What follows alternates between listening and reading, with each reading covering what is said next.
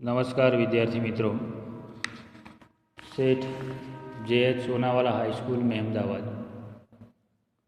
विषय सामाजिक विज्ञान, धोरण 9। विद्यार्थी मित्रों, छेल्ला तासमां आपणे प्रकरण 17 कुदरती वनस्पतिनी चर्चा करता हता, जेमां कुदरती वनस्पतिना प्रकारोनी विगते आपणे चर्चा पूर्ण करी। आज आपणे जंगलोनी पेदाश अने एनी विविध उपयोगिताओ, जंगलोनुं पर्यावरणीय महत्व अने जंगल संरक्षण, जंगलोना जतन माटेना उपायोनी विगते चर्चा करीशुं। सौथी पहला आपणे जोईए जंगलनी पेदाश अने एनी उपयोगिता। विद्यार्थी मित्रों, भारतना जंगल विस्तारों में अनेक प्रकारनी जंगल पेदाशों प्राप्त थाय छे, जेना जुदा जुदा प्रकारना उपयोगों छे। जंगलों मानव जीवन माटे अनेक उपयोगिता धरावे छे। जंगलोमांथी मळतुं किंमती इमारती लाकड़ुं, जीव के साग अने साल विविध प्रकारना फर्निचर बनाववा माटे काम लागे छे। सुंदरवनमांथी प्राप्त थता सुंदरी वृक्षना लाकडामांथी होड़ी बनाववामां आवे छे, कारण के लांबो समय सुधी आ सुंदरी वृक्षनुं लाकड़ुं पाणीमां पड़ी रहे तेम छतां बगड़तुं नथी, कोवातुं नथी। हिमालयना ठंडा प्रदेशोमां जोवा मळता देवदार अने चीड़ना लाकडामांथी विविध रमतगमतना साधनों, चा अने दवाना पेकिंगनी पेटीओ तैयार करवामां आवे छे। चीड़ना रसमांथी टर्पेन्टाइन, चंदनमांथी सुगंधित तेल अने अनेक सौंदर्यवर्धक चीजवस्तुओ बनाववामां आवे छे। वांसमांथी टोपला, टोपली, रमकड़ा, गृह सुशोभननी चीजवस्तुओ तैयार थाय छे। जंगलों आपणने लाख, राळ, गुंदर, रबर, मध अने नेतर जेवी अन्य वन्य पेदाशो पूरी पाड़े छे। आ उपरांत अनेक प्रकारनी औषधिओ पण भारतना जंगल विस्तारोमांथी प्राप्त थाय छे, जेमां आंबळा, बहेड़ा, हरडे, अश्वगंधा के जे अनेक रीते मानव जीवनने उपयोगी साबित थई छे।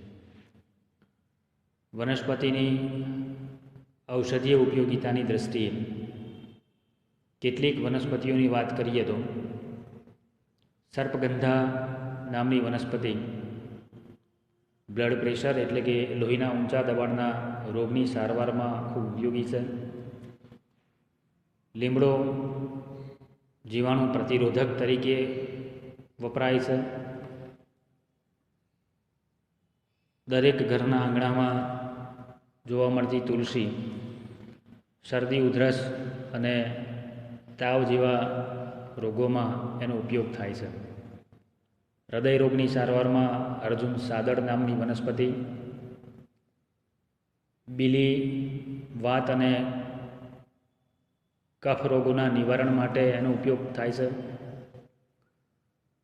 मधुप्रमेह एटले के डायाबिटीज, ताव अने सांधाना दुखावामां गळो नामनी वनस्पति खूब उपयोगी छे। हरडे कबजियात अने वाळना रोगों माटे एनो उपयोग थाय छे। आमळा वायु पित्तने दूर करे छे, पाचक छे। अने करंज नामनी वनस्पति विविध चामड़ीना रोगों अने दांत के पेढ़ाना रोगों माटे पेढ़ाना रोगोना सारवारमां एनो उपयोग थाय छे। आम अनेक वनस्पतिओ एनी औषधीय गुणोने कारणे मानव जीवन माटे खूब उपयोगी थई छे। આ ઉપરાંત જંગલોમાંથી મળતા ખાખરાના પાનમાંથી પતરાળા પડિયા, કેરના લાકડામાંથી કાથો, ટીમરૂના પાનમાંથી બીડી તૈયાર કરવામાં આવે છે. જંગલોમાંથી મળતી અનેક પેદાશો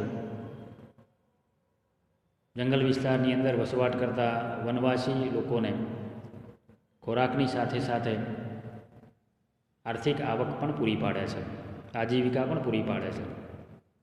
આમ જંગલો માનવ જીવનને સામાજિક અને આર્થિક વિકાસની અંદર ખૂબ મહત્ત્વનું યોગદાન આપે છે. જંગલોનું આર્થિક મહત્ત્વની સાથે સાથે જંગલો પર્યાવરણની દૃષ્ટિએ પણ ખૂબ અગત્યતા ધરાવે છે, એનું ખૂબ મહત્ત્વ છે. એ જંગલોના પર્યાવરણીય મહત્ત્વની વાત કરીએ તો જંગલો વરસાદ લાવવામાં ઉપયોગી છે, ગરમીનું પ્રમાણ ઘટાડે છે, વાતાવરણને વિષમ બનતું અટકાવે છે, પ્રાણદાયી ઓક્સિજન પૂરો પાડે છે, કાર્બન ડાયોક્સાઇડ જેવા વાયુઓનું શોષણ કરે છે, જંગલોથી પૂર નિયંત્રણ શક્ય બને છે, જમીનનું ધોવાણ અટકાવે છે, સાથે સાથે ભૂમિગત જળ સપાટીને જાળવી રાખવા માટે જંગલો ઉપયોગી છે. જંગલો રણને આગળ વધતું અટકાવે છે, જુદા જુદા પ્રકારના હવા પ્રદૂષણ ઘટાડવામાં જંગલો ઉપયોગી છે, હવાને શુદ્ધ કરે છે, સાથે સાથે જંગલો કુદરતી સૌંદર્યમાં પણ વધારો કરે છે. જંગલો જંગલ વિસ્તારની અંદર વસવાટ કરતા જે વન્ય જીવો છે એને આશ્રય પૂરો પાડે છે, સાથે સાથે માનવીની સાહસિક અને પ્રવાસ પ્રવૃત્તિ માટે પણ ઉપયોગી સાબિત થાય છે. રાષ્ટ્રીય ઉદ્યાનો, અભયારણ્યો અને જૈવ વિવિધતાના સંદર્ભે આવા કેટલાક જંગલોને સરકાર દ્વારા આરક્ષિત જાહેર કરવામાં આવ્યા છે. જંગલોનું આર્થિક અને પર્યાવરણની દૃષ્ટિએ મહત્ત્વને કારણે જંગલોનું સંરક્ષણ કરવું ખૂબ આવશ્યક અથવા તો ખૂબ જરૂરી છે. કારણ કે જંગલ વિનાશની ઘણી બધી માઠી અસરો દુનિયાના અનેક દેશો ભોગવી રહ્યા છે. જંગલ સંરક્ષણની વાત કરીએ તો વન્યજીવો, વનસ્પતિ જીવન અને માનવ જીવનના આંતર સંબંધોથી સમગ્ર પારિસ્થિતિક તંત્રનું સર્જન થાય છે.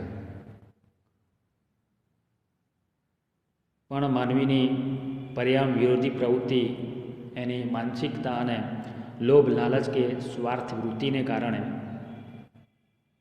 આ પારિસ્થિતિક તંત્રની અંદર સતત વિક્ષેપ પડે છે, ખલેલ પહોંચે છે. જંગલ વિનાશ માટે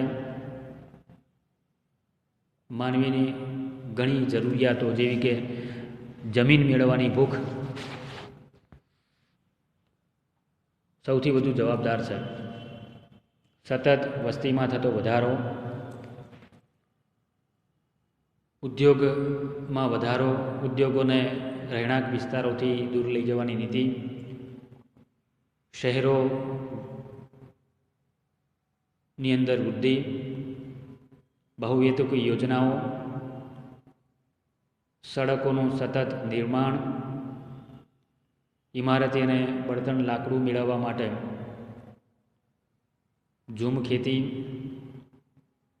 કેટલાક કુદરતી કારણો જેમ કે દાવાનળ, એના કારણે જંગલોનો સતત વિનાશ થઈ રહ્યો છે. આ જંગલ વિનાશ પર્યાવરણની સમતુલાને નુકસાન પહોંચાડવાનું કામ કરે છે. જંગલ વિનાશ થવાને કારણે એની અનેક વિપરીત અસરો સમગ્ર વિશ્વના અનેક દેશોમાં ઊભી થતી આપણને જોવા મળી છે. જંગલ વિનાશથી વરસાદનું પ્રમાણ ઘટે છે, દુષ્કાળ જેવી પરિસ્થિતિનું નિર્માણ થાય છે, વરસાદ ઓછો પડે એટલે ગ્લોબલ વોર્મિંગ એટલે કે વૈશ્વિક તાપ વૃદ્ધિ, હરિતગૃહ પ્રભાવ અસર, ગ્રીનહાઉસ ઇફેક્ટ, રણની અંદર સતત વધારો અને જેનું આશ્રય સ્થાન છે એવા વન્યજીવો આ જંગલ વિનાશને કારણે નિરાશ્રિત બને છે, એની વસ્તીની અંદર સતત ઘટાડો થાય છે.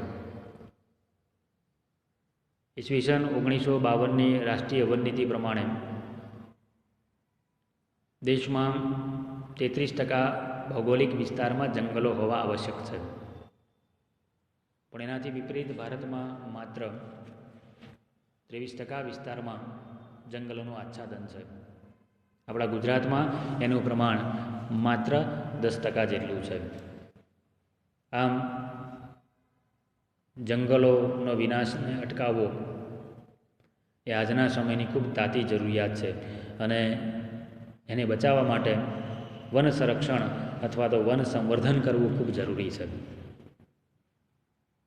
ગુજરાતમાં સતત જંગલ વિનાશના કારણે અનેક પ્રકારની વનસ્પતિઓ લુપ્ત થવાને આરે છે.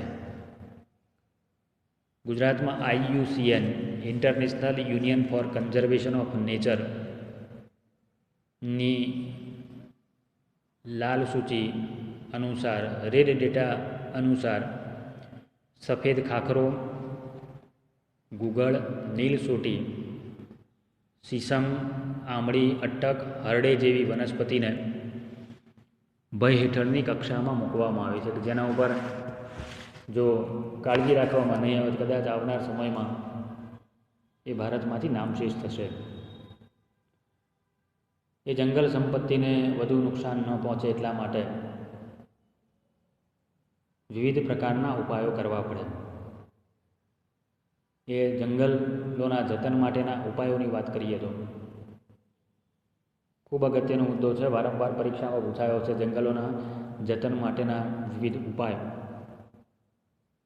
જંગલોનું જતન અને સંવર્ધન કરવાના ઉદ્દેશથી ભારત સરકારે ઈસવીસન 1952માં રાષ્ટ્રીય વન નીતિ અમલમાં મૂકી.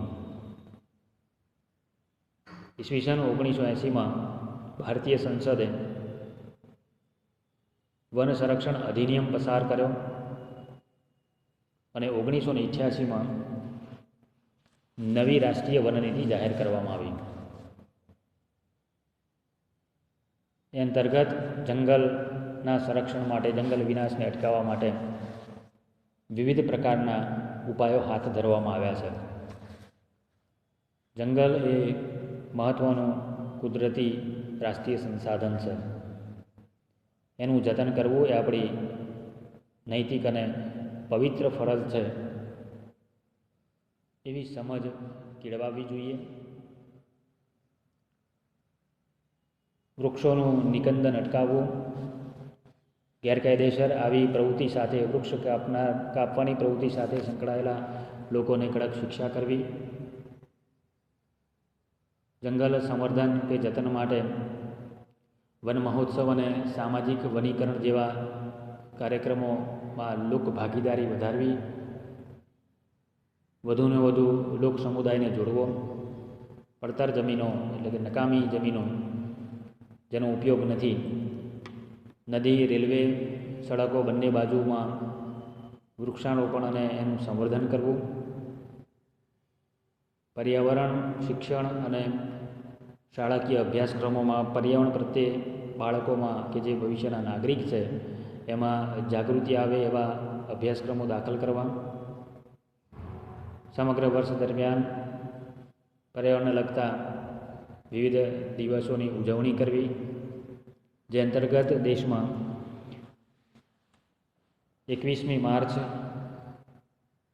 વિશ્વ વન દિવસ તરીકે ઉજવાય છે. 22મી એપ્રિલ વિશ્વ પૃથ્વી દિવસ, 5મી જૂન વિશ્વ પર્યાવરણ દિવસ, સમગ્ર જુલાઈ મહિનો વન મહોત્સવની ઉજવણી થાય છે. અને 16 સપ્ટેમ્બર વિશ્વ ઓઝોન દિવસ તરીકે ઉજવાય છે. જંગલોમાં આગ ન લાગે એવી પૂરતી તકેદારી રાખવી. જો આવી પરિસ્થિતિનું નિર્માણ થાય તો એને હોલવવાના, એનું શમન કરવાના ત્વરિત ઉપાયો હાથ ધરવા, પગલાં ભરવા. ઉર્જા મેળવવા માટે જે બળતણ તરીકે લાકડાનો વિશેષ ઉપયોગ કરવામાં આવે છે, એના બદલે એને બચાવવા માટે અન્ય વૈકલ્પિક ઉર્જા સ્ત્રોતો જેવા કે સૌર ઉર્જા એટલે કે સૂર્ય ઉર્જા, બાયો ઉર્જા, પવન ઉર્જા જેવા ઉર્જા સ્ત્રોતોનો ઉપયોગ વધારવો, જેથી કરીને વૃક્ષો કપાવાનું અટકે.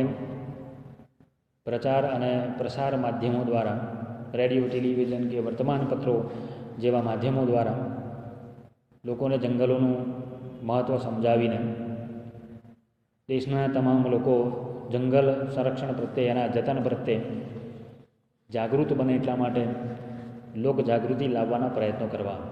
આવા અનેક ઉપાયો હાથ ધરવાથી જંગલ સંરક્ષણ કરી શકાય. વૈશ્વિક લોકજાગૃતિ લાવવાના ઉદ્દેશથી 2011ના વર્ષને વિશ્વ વન વર્ષ તરીકે જાહેર કરવામાં આવ્યું. સામાજિક વનીકરણ એટલે કે પર્યાવરણ, સમાજ અને ગ્રામીણ વિકાસને મદદરૂપ થવાના ઉદ્દેશથી જંગલોનું વ્યવસ્થાપન અને સંરક્ષણ કરવું, સાથે સાથે પડતર જમીનોમાં જેનો ઉપયોગ નથી એવી તમામ જમીનોની અંદર લોકભાગીદારી દ્વારા વૃક્ષારોપણ કરવું. ભારતમાં દહેરાદૂન ખાતે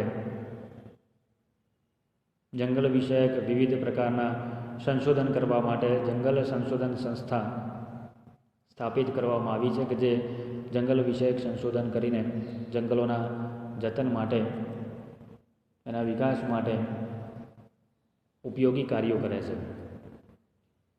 વિદ્યાર્થી મિત્રો, અહીંયા આપણે પ્રકરણ 17 પૂર્ણ કરીએ છીએ. હવે પછીના તાસમાં એક નવા જ પ્રકરણની શરૂઆત કરીશું. અસ્તુ. જય હિન્દ.